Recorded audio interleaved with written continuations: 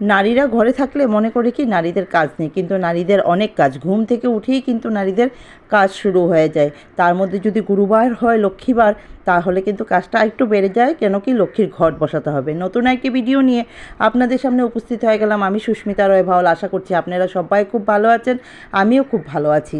তো দেখতেই পাচ্ছেন সকাল সকাল উঠে বড় ছেলেকে স্কুল পাঠিয়ে ছোটো ছেলেকে স্নান টান করিয়ে কাপড় টাপড় ধুয়ে সব মেলে যাবতীয় যেগুলো কর্ম আছে, নিত্যকর্ম, সেগুলো করে আপনাদেরকে ভালোবাসা দেবো বলে আমি চলে গেছিলাম স্নান করতে। সেখান থেকে স্নান টান করে আসলাম।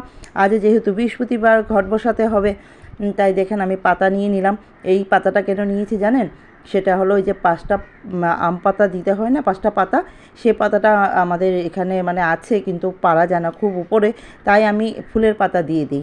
আর এদিকে দেখেন নানান ধরনের ফুলগুলো পেরে নিচ্ছিলাম। শাশুড়ি মা কিছু ফুল পেরেছিলেন, নিচে যেগুলো আছে উনি তো উপরে পারতে পারে না, কেন কি ওনার পিঠটা একটু ডাউন হয়ে গেছে, তাই আমি উপরের ফুলগুলো পেরে নিচ্ছিলাম। কেন কি অল্প ফুলে আমার ভালো লাগে না ঠাকুরকে দিতে, এত ফুল বাড়িতে আছে যখন কিছুটা তো ঠাকুরের চরণে যেতে হবে।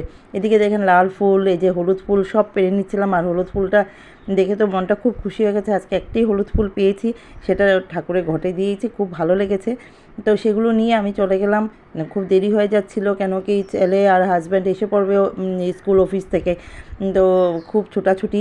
তো আমি দেখেন মাথার মধ্যে কিন্তু কাপড়টা বাঁধাই, আমি কাপড়টা খুলি না, কেন কি কোনো সময় আছে আমি নাইটি পরেই পূজা দিয়ে দিই, সেজন্য। আর এদিকে দেখেন গন্ধরাজ ফুলটা যে ফুটেছিল আমি এনে আমার গুরুদেবকে দিয়েছি।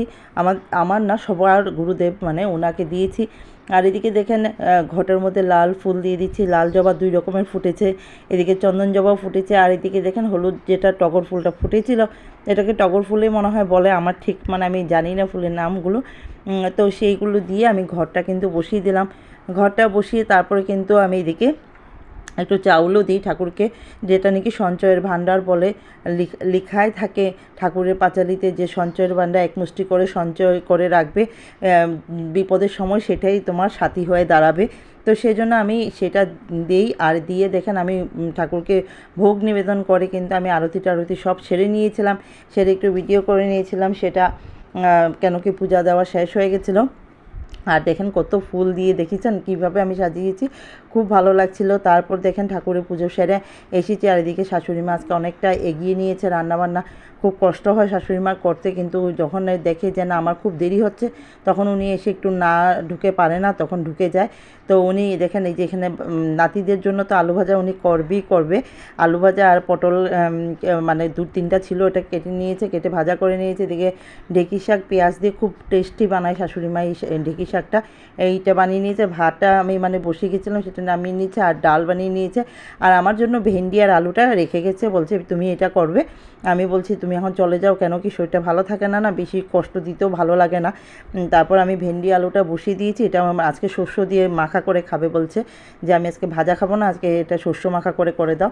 তা আমি সেই জন্য দেখেন শস্য পেস্ট করে নিয়েছিলাম। আর এদিকে টমেটো, আলু, ভেন্ডিটা যখন একটু সিদ্ধ হয়ে এসছে, তখন কিন্তু আমি শস্য মাখাটা দিয়ে দিয়েছি।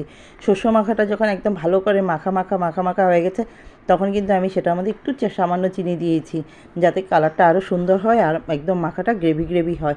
তো দেখেন এই যে গ্রেভি হয়ে প্রায় হয়েই গেছে, আমি গ্যাসটা তখন বন্ধই করে দিয়েছি। তারপরে কিন্তু আমি নামিয়ে নিলাম। এই দেখেন কীরকম হয়েছে, কালারটা দেখে বলেন, আমার তো খুব ভালো লেগেছে, আর খেতেও কিন্তু খুব টেস্টি হয়েছিল। এখন আপনাদেরকে আমি ভিডিওটা দিচ্ছি। তো আইটেমগুলো আজকে দেখতেই পাচ্ছেন অনেক আইটেম হয়ে গেছিলো আমাদের ঘরে, সব নিরামিষই করেছিলাম আজ যেহেতু একাদশী। তারপর দেখেন আশা করছি আপনাদের ভিডিওটা ভালো লাগছে, ভালো লাগলে লাইক কমেন্ট শেয়ার করে অন্যকে